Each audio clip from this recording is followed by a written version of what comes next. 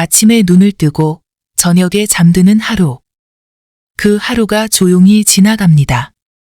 햇살은 창문을 넘고 시간은 시계 바늘을 따라 흘러갑니다. 그리고 그 하루는 또 다른 하루와 별반 다르지 않게 마무리됩니다. 나이가 들수록 이런 날들이 많아집니다. 계절은 바뀌고 세상은 분주하게 움직이는데 내 하루는 그 자리에 멈춘 듯합니다. 아침에 눈을 뜨면 제일 먼저 오늘은 무슨 요일이더라 하고 중얼거리게 되고 이내 그래도 또 하루는 살아야지 하며 천천히 몸을 일으킵니다. 삶은 여전히 바쁩니다. 밥을 하고 빨래를 널고 마트에 가고 병원도 다녀오고 할 일은 많습니다. 그런데 이상하게도 마음 한구석은 자꾸 허전합니다. 몸은 분주한데 마음은 공허합니다. 그 공허함은 어디서 오는 걸까요? 혼자 있는 시간이 많아서일까요? 누군가와 깊은 대화를 나눈 지 오래여서일까요? 아니면 어느 순간부터 내가 세상의 중심에서 조금씩 밀려났다는 막연한 감정 때문일까요? 젊은 시절엔 그렇지 않았습니다. 하루하루가 긴장감으로 가득했습니다. 아이들을 키우며 생계를 책임지며 내 삶은 늘 누군가를 위한 것이었습니다. 어깨는 무거웠지만 그 무게가 곧 내 존재의 증명이었습니다. 내가 필요하다는 느낌. 그 느낌 하나로 견뎌왔던 시간들. 그래서 힘들었지만 외롭지는 않았습니다. 그러나 지금은 다릅니다. 내가 없어도 세상은 잘 돌아갑니다. 아이들도 다 컸고 각자 제 삶이 있습니다. 이젠 나를 부르는 목소리도 무언가를 물어보는 전화도 줄어들었습니다. 조용해진 집, 낯선 정적. 그 정적 속에서 나는 문득문득 이게 내가 꿈꾸던 노년의 삶이었나 하는 생각을 하게 됩니다. 사실 젊은 시절 우리는 노년을 이렇게 상상하지 않았습니다. 아이들이 다 자라고 나면 조금 여유를 누리며 살 수 있을 줄 알았습니다. 남편과 혹은 아내와 함께 공원 산책을 하며 때때로 자식들이 찾아와 손주들과 함께 웃고 저녁에는 차를 마시며 책을 읽는 그런 삶. 하지만 현실은 다릅니다. 여유 대신 쓸쓸함이 찾아왔고 기대했던 따뜻한 대화는 오히려 어색하고 간헐적입니다. 자식은 바쁘다는 말을 반복하고 나는 괜히 그런 자식이 서운합니다. 어릴 땐 엄마 하던 아이였는데 그런 기억들이 오히려 지금의 외로움을 더 짙게 만듭니다. 노년의 쓸쓸함은 단지 시간이 많아서 생기는 감정이 아닙니다. 그것은 관계가 느슨해지고 기대가 사라지고 이제는 더 이상 누군가의 중심이 아니라는 감각에서 비롯됩니다. 그 중심의 자리를 가장 먼저 잃게 되는 대상이 바로 자식입니다. 평생을 함께한 남편이나 아내도 중요하지만 부모가 자식에게 거는 기대와 감정은 단순한 애정이 아니라 삶의 의미와도 같은 것이었습니다. 그만큼 애틋하고 절실했습니다. 그래서 자식이 연락을 하지 않으면 그건 단지 외로움이 아니라 존재의 허전함으로 다가옵니다. 그래서 명절에 오지 않으면 그건 단지 약속의 문제가 아니라 사랑의 균열처럼 느껴집니다. 이런 감정은 사실 누구에게도 쉽게 말할 수 없습니다. 괜히 자식에게 섭섭하다고 하면 엄마, 왜 또 그러세요? 라는 반응이 돌아올까봐 조심스럽고 친구에게 말하면 요즘 애들 다 그래? 라는 덧없는 위로가 돌아올 뿐입니다. 그러니 그냥 속으로 삼킵니다. 내가 너무 기대했나 보다 하면서. 하지만 그런 마음들이 쌓이고 쌓여서 어느 날 갑자기 실망이라는 감정으로 터져 나오게 되는 것입니다. 나는 평생을 너희를 위해 살았는데 이 말이 입 밖으로 나오는 순간 이미 부모와 자식 사이의 거리는 멀어져 있습니다. 그 말 속엔 사랑도 있지만 조건과 요구도 함께 들어있기 때문입니다. 노년이 되면 삶은 오히려 단순해집니다. 그 단순함 속에서 우리는 더 본질적인 감정과 마주하게 됩니다.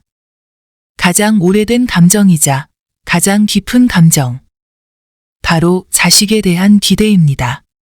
그리고 그 기대가 현실과 어긋날 때 가장 깊은 실망과 외로움이 생깁니다.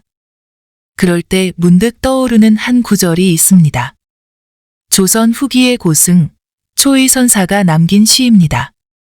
속명은 의순, 전라남도 해남 대흥사에 머물며 평생을 선과 차의 길로 살아간 분입니다. 그는 좌간운기시에서 이렇게 읊습니다. 일 없다고 한가로이 지내니 봄날엔 꽃구경 가고 가을이면 달을 벗 삼는다. 산에 들면 물소리 벗이여 들에 나가면 바람이 벗이니 앉아서 바라보니 구름은 제멋대로 일어나네. 처음 이 시를 읽었을 때 저는 오래도록 그 마지막 구절에 멈춰 있었습니다. 구름은 제멋대로 일어난다. 이 단순한 진실이 노년에 이르러 얼마나 깊은 울림을 주는지 모릅니다. 자식도, 인생도, 사랑도 우리 뜻대로 움직이지 않습니다. 억지로 붙잡을 수도 없고 계획한 대로 밀어붙일 수도 없습니다. 그저 앉아서 바라볼 수밖에 없습니다. 흐름을 인정하고 흐름 속에서도 마음의 평온을 유지하는 것. 그것이 어쩌면 노년의 삶을 지혜롭게 살아가는 첫걸음인지도 모릅니다. 그리고 초의선사는 200년 전 그 진실을 이미 알고 있었던 듯합니다. 조용히, 그러나 단단하게 말입니다. 구름은 제멋대로 일어난다. 그 말 속에는 모든 관계의 본질이 담겨 있습니다. 자식과 부모의 관계도 그 예외가 아닙니다. 자식은 우리가 만든 작품이 아니라 스스로의 삶을 살아가는 하나의 인격체입니다. 우리는 그 흐름을 온전히 제어할 수 없습니다. 하지만 그 사실을 받아들이는 것이야말로 진짜 부모가 되는 길인지도 모릅니다. 그러나 현실은 그렇게 단순하고 평온하지 않습니다. 머리로는 이해하면서도 가슴은 여전히 서운하고 아프기 때문입니다. 특히 우리가 가장 사랑했던 존재에게서 가장 큰 상처를 받았다고 느낄 때 그 아픔은 말로 표현하기조차 어렵습니다. 그리고 바로 그 지점에서 우리는 노년기에 가장 깊고 아픈 질문과 마주하게 됩니다. 왜 우리는 자식에게 가장 크게 실망하게 되는 걸까? 그 상처는 어디서 오는 것이며 우리는 어떻게 그 마음을 다스려야 할까? 이제 그 질문 앞에 함께 서보려 합니다. 사람은 가까운 관계에서 더 깊은 상처를 받습니다. 멀리 있는 사람의 말은 잊혀도 가까운 이의 말은 오래 남습니다. 특히 자식이라는 존재는 부모에게 세상의 무엇보다 소중하기에 그 관계에서 비롯된 실망은 삶 전체를 뒤흔드는 아픔이 되기도 합니다. 그토록 사랑했는데 왜 이렇게까지 서운할까? 내가 이렇게까지 해줬는데 왜 저렇게 냉담할까? 그런 질문이 자주 떠오릅니다. 한 번 들어서 흔들리는 질문이 아니라 가슴 밑바닥에서 천천히 올라와 가슴을 조이는 질문입니다. 사랑이 깊을수록 상처도 깊어지는 법입니다. 사랑이 없었다면 실망도 없을 테고 기대도 아픔도 없었을 겁니다. 하지만 부모의 사랑은 그런 단순한 감정이 아닙니다. 그건 인생 전체를 통째로 던진 헌신이고 존재의 이유였고 자신이 살아온 세월의 총합이었습니다. 밤잠을 설쳐가며 열나는 아이 곁을 지켰고 자신의 꿈은 제쳐두고 아이의 미래에 모든 것을 걸었으며 좋은 옷 하나 제대로 입지 못한 채 자식에게는 좋은 것을 먹이고 입히고 가르치기 위해 평생을 바쳐왔습니다. 그렇게 나는 부모로서 모든 걸 해줬다는 자부심은 때때로 아주 조용히 아주 큰 실망으로 뒤바뀌기도 합니다. 자식이 자라면서 점점 멀어지고 전화는 줄어들고 방문은 뜸해지고 명절이면 이번엔 좀 바빠서 라는 말로 넘어가는 일이 많아지면서부터입니다. 그럴 때 우리는 마음속으로 중얼거립니다. 이제 나는 이 아이의 중심이 아니구나. 그 인식은 단지 외로움이 아니라 존재의 허전함으로 다가옵니다. 나는 누구였지? 내 삶의 의미는 무엇이었나? 그 질문이 머리가 아닌 가슴속에서 밤마다 조용히 떠오릅니다. 자식에게서 오는 실망은 말에서보다 오히려 침묵에서 더 깊어집니다. 대놓고 상처 주는 말보다 아무 말 없는 시간이 훨씬 더 큰 외로움이 되어 돌아옵니다. 전화기만 들여다보며 하루를 보내는 부모는 아무 연락도 없는 날들이 쌓일수록 점점 더 스스로를 의심하게 됩니다. 내가 뭘 잘못했나? 혹시 너무 귀찮게 했나? 부담스럽게 한 건 아닐까? 하지만 그 질문에 대한 답은 없습니다. 자식은 여전히 바쁘고 세상은 바쁘고 시간은 그냥 그렇게 흐릅니다. 그럴수록 우리는 말 대신 침묵을 택하게 됩니다. 서운하다는 말을 해봤자 엄마 또 왜 그래요? 라는 대답만 돌아올까 봐. 그 말 한마디에 더 상처받을까 봐. 그래서 그냥 가슴에 묻고 살아갑니다. 말 대신 눈빛으로, 한숨으로, 침묵으로 사랑을 이어갑니다. 그 침묵의 시간 속에서 부모는 가끔 자신에게 묻게 됩니다. 나는 정말 좋은 부모였을까? 내가 해준 것들이 오히려 부담이었을까? 내 사랑이 너무 무거웠던 건 아닐까? 그 질문은 다시 자식에게서 받은 실망을 자신에 대한 실망으로 바꾸어 놓습니다. 가장 사랑하는 존재에게서 받은 실망이 가장 깊은 외로움이 되고 그 외로움은 자기 부정으로 이어지기 때문입니다. 그럴 때 문득 떠오르는 장면이 있습니다. 자식이 어릴 때 손을 잡고 뛰놀던 공원, 열이 날 때 밤새도록 시켜주던 새벽, 소풍 전날 새 도시락을 싸느라 잠 못 자던 그 밤들. 그 모든 장면이 너무도 생생한데 지금은 너무도 멀게만 느껴집니다. 그 기억이 고맙기보다 가끔은 슬퍼지는 이유는 무엇일까요? 아마도 우리는 사랑을 주면서도 동시에 무엇인가를 기대했던 것입니다. 내가 이렇게까지 했으니 너도 나를 끝까지 챙겨주겠지. 나를 잊지 않겠지.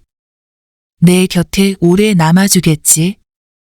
그 기대가 좌절될 때 우리는 상처받습니다. 그리고 그 상처는 자식 때문이 아니라 사실은 우리 자신이 만든 기대 때문이기도 합니다.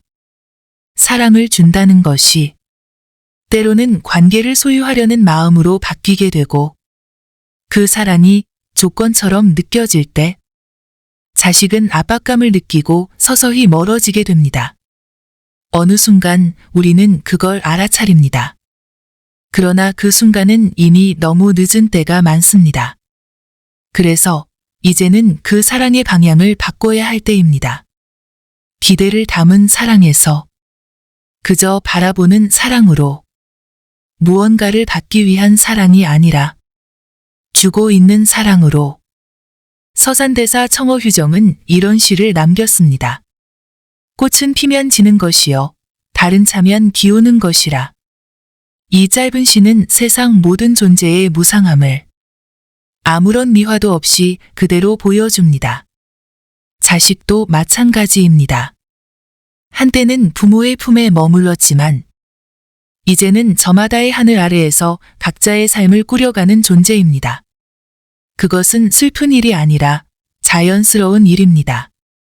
꽃이 지는 것을 탓하지 않듯, 달이 기우는 것을 붙잡을 수 없듯, 자식이 멀어지는 것도 그저 삶의 흐름으로 받아들여야 합니다. 바로 그 순간, 우리는 비로소 기대에서 벗어난 사랑을 시작할 수 있습니다. 노년의 평온은 거창한 변화에서 오는 것이 아니라 지나가는 것을 억지로 잡지 않는 마음에서 시작됩니다. 그 마음은 단념이 아닙니다. 포기도 아닙니다. 오히려 사랑의 더 깊은 차원에 도달하는 출발점입니다. 기대하지 않고, 바라지 않고, 다만 그 존재 자체로 고마워하며 사랑하는 것. 그것이 바로 조건 없는 사랑의 첫걸음입니다. 이제 우리는 그런 사랑을 어떻게 시작할 수 있을지 생각해 보려 합니다. 누군가를 붙잡는 대신 놓아주는 것. 얻으려 애쓰는 대신 바라만 보는 것. 그것이 우리에게 어떤 평화를 가져다 줄 수 있을지 말입니다. 사랑이란 본래 순수한 감정입니다.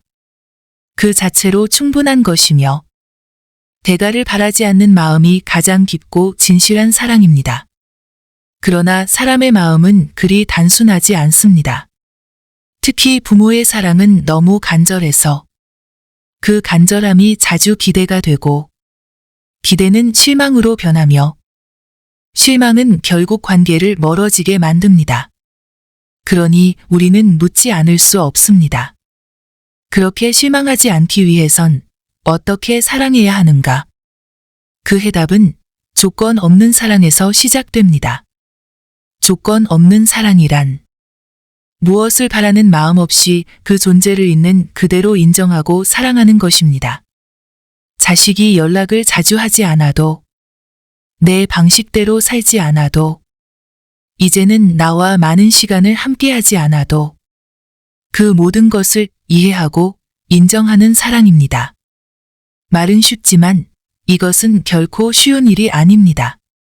부모로서의 감정, 그 오랜 세월 헌신해온 마음, 그리고 외로움과 고독이 뒤엉킨 감정 속에서 아무것도 바라지 않는 사랑을 한다는 것은 하루아침에 되는 일이 아닙니다. 그러니 우리는 연습해야 합니다. 마음을 다잡는 훈련을 하고 기대가 스멀스멀 올라올 때 그 기대를 조용히 내려놓는 연습을 해야 합니다. 예를 들어 자식이 연락을 하지 않아도 요즘 바쁘겠지 라고 생각해 봅니다.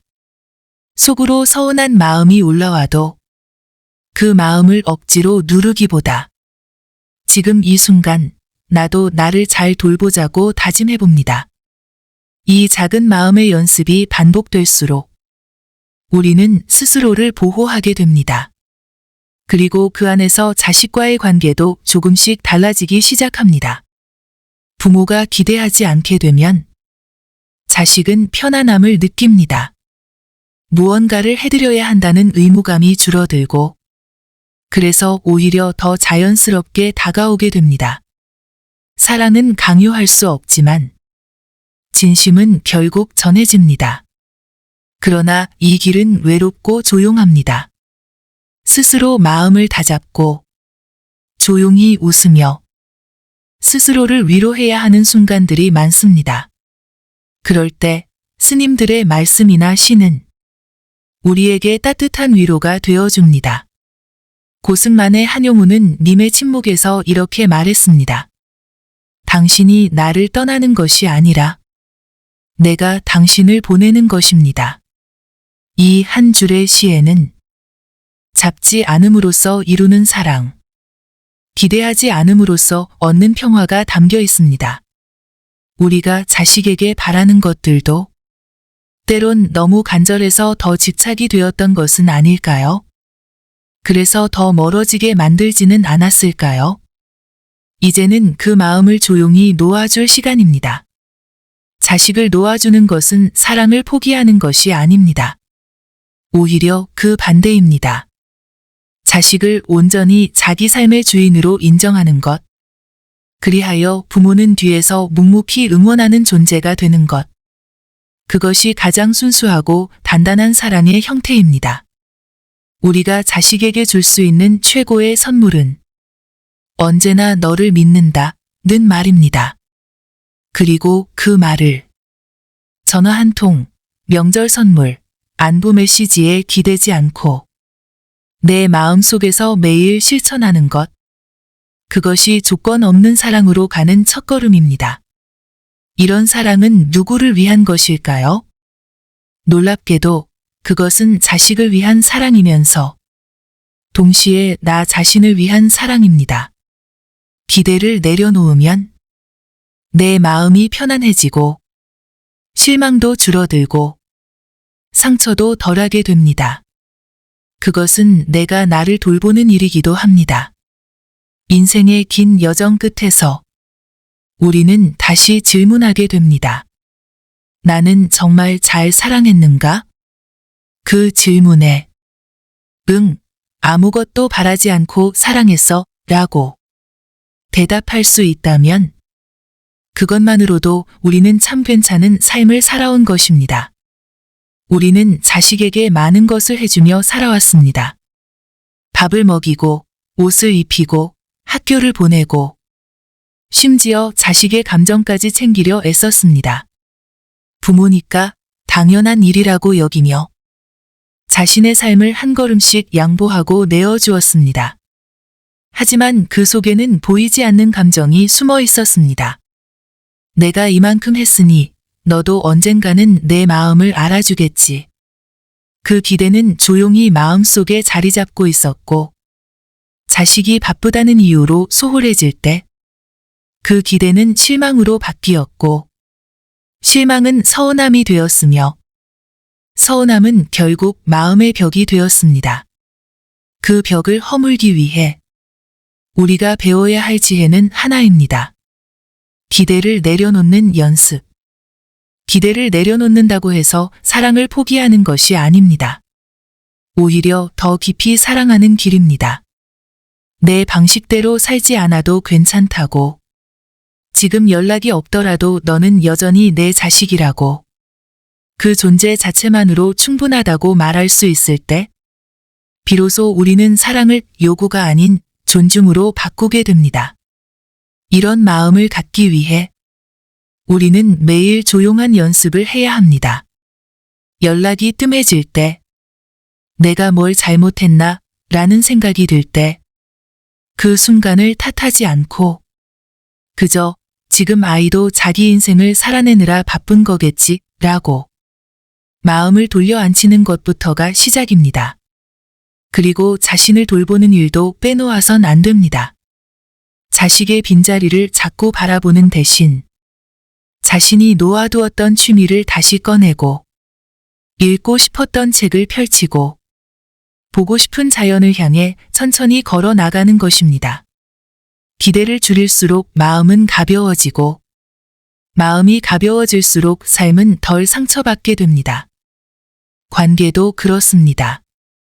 의무와 책임, 죄책감으로 얽힌 관계는 점점 무거워지지만 가벼운 응원과 믿음으로 이루어진 관계는 오히려 시간이 지날수록 더 가까워집니다. 법정 스님은 말씀하셨습니다. 기대하지 않으면 실망할 일도 없습니다. 이 단순한 문장이 오늘을 살아가는 우리에게 전하는 울림은 참으로 큽니다. 우리가 자식에게 기대하는 그 수많은 마음들 속에는 사실 내 외로움과 불안이 숨어 있는 경우가 많습니다. 자식이 무관심해서가 아니라 우리가 너무 간절했기 때문에 실망이 더 크게 느껴지는 것입니다. 기대를 내려놓는 연습을 하다 보면 자연스럽게 도달하는 지점이 하나 있습니다. 바로 거리 두기입니다. 처음엔 그것이 서운함처럼 느껴집니다. 예전엔 함께 밥을 먹고 웃고 손을 잡고 걷던 자식이 이제는 스스로의 삶에 몰두하고 부모의 말에 예전처럼 귀 기울이지 않고 연락도 줄어듭니다. 그런 변화를 우리는 때로 소외로 받아들입니다. 내가 뭘 잘못했나? 왜 이렇게 멀어졌지? 마음은 점점 조급해지고 기대는 다시 올라옵니다. 하지만 여기서 멈춰서 다르게 바라보면 어떨까요? 혹시 이 거리는 사랑이 식어서가 아니라 관계가 더 성숙해졌기 때문에 필요한 공간은 아닐까요? 우리가 기대를 내려놓고 조건 없는 사랑으로 향하는 길 위에서 이제는 더 지혜로운 거리 감각을 배워야 할 때입니다.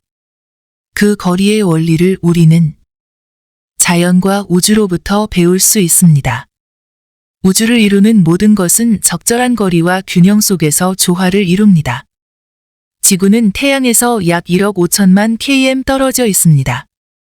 이 거리가 너무 가까웠다면 지구는 타오르는 불덩이가 되었을 것이고, 너무 멀었다면 모든 생명이 얼어붙었을 것입니다. 그 적당한 거리 덕분에 우리는 숨을 쉬고, 물은 흐르고, 나무는 자라고, 삶이 이어집니다. 부모와 자식의 관계도 마찬가지입니다. 너무 가까우면 타고, 너무 멀면 얼어붙습니다. 그 사이 어딘가 숨통이 트이고 감정이 순환할 수 있는 적정 거리가 존재합니다. 이 거리를 유지하는 것은 사랑이 부족해서가 아니라 사랑이 오래가게 하기 위한 물리적 조건입니다. 우리는 자식과의 관계에서 종종 감정만으로 모든 것을 판단하려 합니다. 하지만 감정은 불처럼 타오르거나 꺼지기 쉽습니다. 지속 가능한 온도를 유지하는 것이 진짜 사랑입니다. 부모가 자식에게 너무 기대면 그 기대는 중력이 됩니다. 끌어당기고 눌러버리고 결국 서로를 지치게 만듭니다. 자식은 도망가고 싶어지고 부모는 섭섭함을 감추지 못합니다. 이때 필요한 것은 중력을 줄이는 일, 즉 마음의 거리 조절입니다. 물리학에서는 이를 조화진동이라고 부릅니다. 너무 큰 힘을 가하면 물체는 균형을 잃고 흔들리지만 자연스러운 진동수에 맞춰 움직이면 가장 안정적으로 흔들리며 오래 지속됩니다. 자식과의 관계도 그렇습니다. 우리가 그들의 인생에 조화로운 진동수로 머물러야 합니다. 그들의 인생 리듬에 맞춰 간섭도 기대도 없이 그저 그 자리에 있는 안정된 파동처럼 존재해야 하는 것입니다. 그것은 단절이 아닙니다. 오히려 더 과학적이고 지속 가능한 연결 방식입니다. 우주에선 가장 멀리 떨어진 별들도 서로의 중력장을 주고받으며 완벽한 궤도로 함께 돌고 있습니다. 빛은 1초에 30만 킬로미터를 날아가지만 우리 눈에 그 별빛이 닿기까지는 수억 년이 걸리기도 합니다. 그렇다고 해서 그 별이 우리에게 중요하지 않은 것은 아닙니다. 자식과의 관계도 같습니다. 지금 내 곁에 없어도 연락이 뜸해도 우리는 여전히 서로의 궤도 안에 존재합니다. 단지 표현 방식이 바뀌었을 뿐 마음이 사라진 것은 아닙니다. 이제 우리는 부모로서 내가 너를 얼마나 사랑하는지를 말하기보다 나는 내 궤도를 존중하며 여기 머물겠다는 조용한 믿음을 보여줄 차례입니다. 평행선처럼 나란히 멀지도 가깝지도 않게 함께 가되 서로를 침범하지 않는 거리, 그 거리 안에서 우리는 더 오래 사랑할 수 있습니다. 사랑한다 는 말을 몇 번이나 해보셨습니까? 아니, 언제부터 하지 않게 되었는지 기억하시나요? 우리 세대의 부모는 사랑을 말로 표현하는데 익숙하지 않습니다. 먹이고 입히는 것으로 사랑을 대신했고 고생하며 뒷바라지하는 것을 최고의 정으로 여겼습니다. 그 세월이 너무 길어서 이제 와서 사랑해 라고 말하려 하면 입술이 굳고 목이 메입니다. 하지만 자식들은 다릅니다. 그들은 감정에 솔직하고 말로 표현하는데 익숙합니다. 사랑을 말로 듣지 않으면 불안해하고 때론 표현이 없다고 무관심으로 오해하기도 합니다. 여기서 간극이 생깁니다. 부모는 충분히 사랑한다고 생각하는데 자식은 그 사랑이 피부에 닿지 않는다고 느끼는 것. 이 차이를 좁히지 않으면 관계는 점점 멀어지고 말의 공백만이 커집니다. 그렇다면 우리는 어떻게 해야 할까요? 정답은 간단합니다. 굳이 말하지 않아도 사랑이 전해지도록 침묵의 온기를 배우는 것입니다. 사랑은 꼭 말로 해야만 전해지는 것이 아닙니다. 사랑은 있음입니다. 곁에 조용히 있어주는 것, 필요할 때 묻지 않고 도와주는 것, 무언가를 하지 않아도 나는 여기 있다 는 신호를 보내는 것. 이런 태도 속에 사랑은 스며들고 자식은 그것을 압니다. 말하지 않아도 전해지는 사랑이 있으려면 두 가지 조건이 필요합니다. 첫째, 일관된 따뜻함입니다. 오랜 시간 동안 변하지 않는 태도, 기분에 따라 달라지지 않는 반응, 바쁘다고 차갑지 않고 서운하다고 등을 돌리지 않는 그 온기. 이것이 바로 말보다 더 강력한 언어입니다. 예를 들어, 아침에 일어나 자식의 안부를 조용히 묻는 문자 한 통. 며칠 동안 연락이 없더라도 먼저 서운함을 표현하지 않고 그저 잘 지내지? 라고 묻는 자세. 이런 일관된 배려는 말하지 않아도 사랑이 전해지는 길을 열어줍니다. 둘째, 관심의 방향을 바꾸는 것입니다. 밥은 먹었니? 몸은 괜찮니? 라는 질문도 좋지만 가끔은 오늘은 날씨가 좋더라 같은 말로 부담 없이 감정을 주고받는 것도 중요합니다.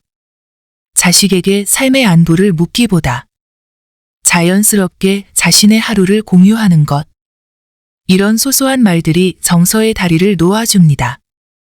말을 줄이되 정서를 나누는 것. 이것이 우리가 지향해야 할 표현입니다. 한편, 자식과의 대화에서 말보다 침묵이 더 깊은 메시지를 전할 때도 많습니다. 자식이 힘든 이야기를 털어놓을 때, 무언가를 고백할 때, 굳이 조언하지 않고 그냥 듣는 일. 이것이 오히려 자식의 마음을 열게 합니다. 우리는 종종 뭐라도 해줘야 도와주는 거지 라고 생각하지만 자식의 입장에서는 있는 그대로 들어주는 것이 가장 큰 위로가 될 때가 많습니다. 진짜 어른의 사랑은 설명하지 않아도 느껴지는 마음입니다. 자식을 바라볼 때 내가 해준 것, 내가 참고 이겨낸 것, 이 모든 걸 굳이 말하지 않아도 그들은 언젠가 압니다. 그 무게를 짊어지고 살아가는 순간이 오면 그제서야 비로소 부모의 마음을 이해하게 됩니다. 사랑은 기다림입니다. 조용히 기다리고, 조용히 존재하고, 조용히 건네는 눈빛 하나에 삶의 긴장이 풀리는 그 순간을 믿는 것입니다. 법정 스님은 이렇게 말씀하셨습니다. 말로 하는 사랑은 순간이고 행동으로 전해지는 사랑은 세월입니다. 우리는 그 세월을 묵묵히 지켜온 존재입니다. 이제는 굳이 말하지 않아도 전해지는 사랑을 온몸으로 보여주는 시기입니다. 사랑한다는 말보다 나는 여기 있다는 존재로 우리는 자식과 더 깊게 연결될 수 있습니다. 그렇게 말하지 않고도 전해지는 사랑이 진짜 사랑입니다. 그리고 그 사랑은 노년의 삶을 더욱 단단하게, 더욱 따뜻하게 해줍니다. 오랜 세월 동안 우리는 누군가의 부모로 살아왔습니다. 자식의 이름 뒤에 내 이름을 감췄고 그 아이의 성공을 나의 자랑으로 삼으며 자신의 삶은 뒤로 미뤘습니다. 그게 부모니까 당연한 줄 알았습니다. 그러나 인생 후반부에 접어든 지금 문득 이런 질문이 고개를 듭니다. 내 인생의 주인공은 정말 나였을까? 우리는 사랑이라는 이름으로 너무 많은 것을 내어주었습니다. 시간도, 건강도, 관계도, 때로는 꿈도. 하지만 이제는 그 무대의 조명을 다시 자기 자신에게로 돌려야 할 때입니다. 자식의 삶을 배경으로 사는 것이 아니라 내 삶의 주인공으로 나서야 하는 순간이 찾아온 것입니다. 자식은 언젠가 자기 무대를 떠날 것입니다. 그리고 부모는 다시 혼자가 됩니다. 그때 비로소 우리는 나는 누구인가?를 묻게 됩니다. 그 물음에 자신 있게 답할 수 있는 부모는 자식에게도 부담을 주지 않고 자신에게도 후회를 남기지 않습니다. 나의 삶을 회복하는 3가지 길. 첫 번째, 하고 싶은 일을 찾는 연습. 그동안 미뤄뒀던 것들. 한 번쯤 배워보고 싶었던 악기. 가보고 싶었던 여행지. 읽고 싶었지만 덮어뒀던 책.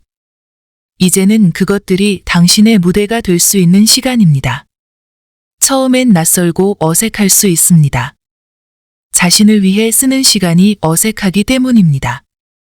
하지만 몇 걸음만 내디디면 그 시간들은 당신의 삶에 숨을 불어넣기 시작합니다.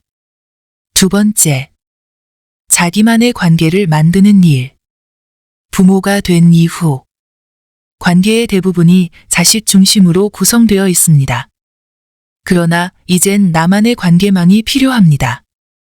마음이 잘 맞는 친구, 함께 취미를 나누는 이웃, 가끔 말없이 함께 있어도 편안한 사람. 이런 인연들이야말로 노년을 더 풍성하게 만들어줍니다. 세 번째, 나에게 친절해지는 것. 가장 중요한 것은 자기 자신에게 너그러워지는 법을 배우는 것입니다. 왜 나는 이렇게밖에 못했을까? 왜 자식들이 나를 몰라줄까? 이런 생각들은 자신을 괴롭히는 감정의 칼날입니다. 이제는 그런 마음에서 벗어나 나는 정말 잘 살아왔다. 이 한마디를 스스로에게 따뜻하게 말해주는 시간이 필요합니다. 우리는 모두 완벽하지 않지만 최선을 다해 살아온 사람입니다.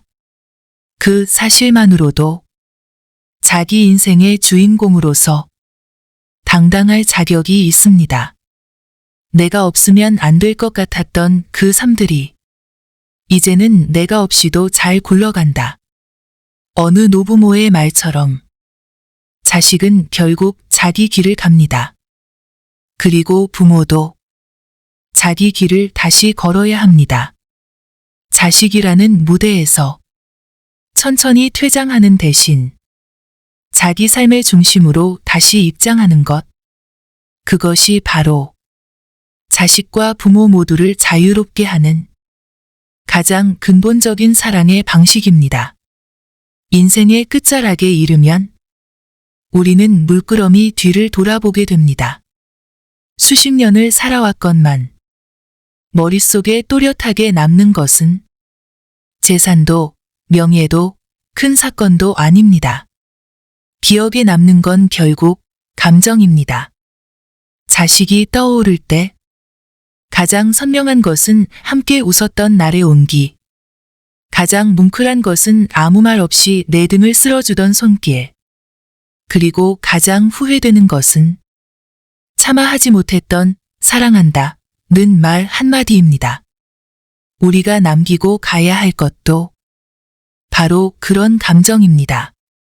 자식은 우리가 물려주는 돈보다 우리와 나눈 감정의 결을 더 오래 기억합니다.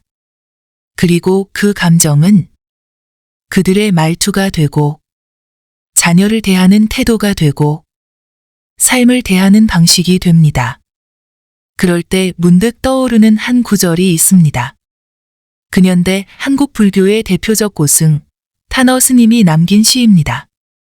속명은 김금택. 강원도 평창에서 태어나 조계종의 선사로 살아가며 불경을 번역하고 동서와 고금을 아우르는 깊은 통찰을 펼쳤던 분입니다. 삶과 죽음, 머물과 떠남의 본질을 그는 단 몇 줄의 시로 조용히 남겼습니다. 산은 말없이 나를 보낸다. 바람은 눈물 없이 나를 떠나보낸다. 나는 빈손으로 왔다가 한 줄기 바람으로 간다. 이 짧은 시 속에 우리는 인생의 마지막 장을 여는 열쇠를 발견하게 됩니다. 산처럼 말없이 보내주고 바람처럼 담담히 떠나보내는 마음. 그것이 바로 부모가 마지막에 가져야 할 태도이자 자식에게 남기는 가장 가벼우면서도 가장 깊은 유산입니다. 남기고 갈 집, 예금, 유산 목록을 정리하면서도 우리가 진정 남겨야 할 것은 따로 있습니다. 말을 줄이고 섭섭함도 조금 덜어내고 그저 이렇게 말할 수 있다면 충분합니다. 괜찮다. 사랑했다. 이제 너는 너의 길을 가라. 이 짧은 문장은 사랑, 용서, 놓아줌, 모든 감정의 총결산입니다. 자식은 언젠가 이해합니다. 자기 삶이 고단해질수록, 삶의 중심에서 흔들릴수록 그는 비로소 부모의 마음을 떠올립니다. 그리고 그때 떠난 부모의 말보다 마음에 남은 감정이 그를 붙들어 줄 것입니다. 그 감정이 부드럽고 따뜻하다면 그것만으로 우리는 자식에게 충분히 잘 살아낸 부모로 기억될 것입니다. 노년의 삶은 잊히는 시간이 아니라 남기는 시간입니다. 우리가 남겨야 할 것은 정답이 아니라 감정의 여운입니다.